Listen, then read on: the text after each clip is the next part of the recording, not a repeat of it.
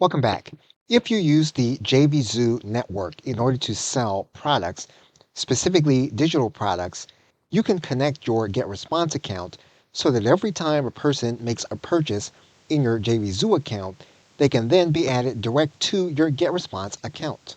If you go to your account area, you'll be brought to this screen of integrations. You'll see amongst the integrations is a GetResponse integration. You can click on that GetResponse integration. JVZoo will then ask you to place in your GetResponse API key.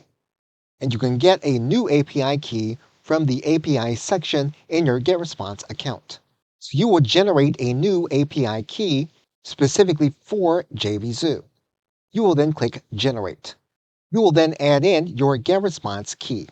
Once your key has been added, you can then select your default campaign, and you can make your default campaign the list that you have created inside of GetResponse.